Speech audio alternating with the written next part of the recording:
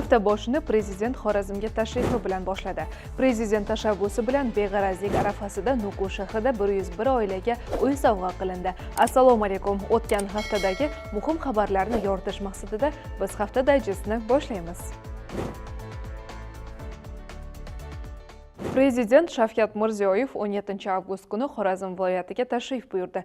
Davlatimiz rahbari hududda sanoat, ta'lim, transport, turizm va boshqa sohalarda amalga oshirilayotgan yangi loyihalar va yaratilayotgan infratuzilmalar bilan tanishdi. Shuningdek, bir qator yangi loyihalarni ishga tushirish va qurilishiga start berdi. Tashrif doirasida 18 avgust kuni Shavkat Mirziyoyev Xorazmda tadbirkorlar bilan ochiq muloqot o'tkazdi. Davlatimiz rahbari mamlakatimiz iqtisodiy qudratini mustahkamlashga faol hissa qo'shayotgan 1.200.000 nafar biznes hamjamiyatni Tadbirkorlar kuni bilan tabrikladi. 5 yil oldin tadbirkorlar bilan ochiq muloqot o'tkazish an'anasi boshlanganidan buyon biznesga to'siq bo'lgan minglab masalalarga yechim topildi. Bu borada 84 ta qonun, 861 farmon va qaror qabul qilindi. Uchrashuv davomida bir qator tadbirkorlarni taqdirladi va tadbirkorlar uchun imtiyozlar beruvchi qarorlar qabul qildi. Endi O'zbekistonda barcha turdagi jarimalar 2 barobarga kamaytiriladi. Prezident qaroriga ko'ra O'zbekistonda tadbirkorlar uchun barcha turdagi jarimalar miqdori o'rtacha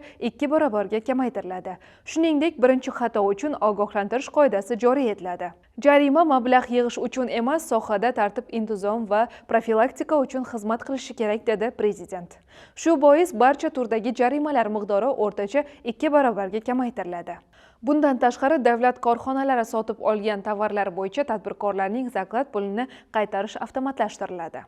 Shuningdek, birinchi xato uchun ogohlantirish qoidasi joriy etiladi. Birinchi marta qoida buzgan odamlarning hayoti, sog'lig'i yoki mol-mulkiga zarar yetkazmagan tadbirkorga kamchilikni bartaraf etish uchun 10 kun beriladi. Prezident topshirig'i bilan Qoraqalpog'istondagi barcha tumanlarda kam ta'minlangan ota-ona qaramog'idan mahrum bo'lgan va yordamga muhtoj bo'lgan 101 ta oila tanlab olinib, ularning uy-joylari buzilib, to'liq yangidan qurib berildi. Ushbu ezgu maqsad uchun homiylik mablag'lari hisobidan jami 16 milliard so'mdan ziyod mablag' sarflandi. O'tgan haftada Berdaq nomidagi Qoraqalpoq davlat akademik musiqali teatrida aynan shu 101 oilaga uy-joylarning kalitlari tantanali tarzda topshirildi. Ahamiyatli jihati, ushbu uy-joylarning mamlakatimiz mustaqilligining 35 yillik qutlug' bayrami arafasida topshirilishi xonadon sohiblariga o'ziga xos tuhfa bo'ldi.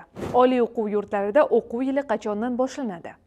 2026-2027 o'quv yilida oliy ta'lim tashkilotlari, akademik litsey va texnikumlarda o'quv jarayonlari qachon boshlanishi ma'lum qilindi. Oliy o'quv yurtlarida birinchi kurs talabalari uchun 7 sentyabrdan, ikkinchi va undan yuqori kurs talabalari uchun 14 sentyabrdan o'quv jarayonlari boshlanadi.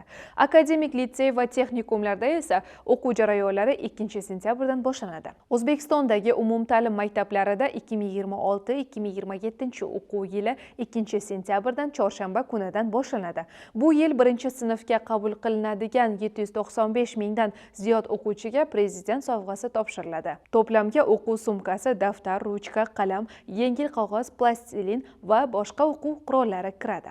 Yangi o'quv yilida mamlakatimizdagi 10.225 ta maktabda 6,7 milliondan ziyod o'quvchi ta'lim olishi kutilmoqda. Ularga 550 mingdan ziyod pedagog dars beradi.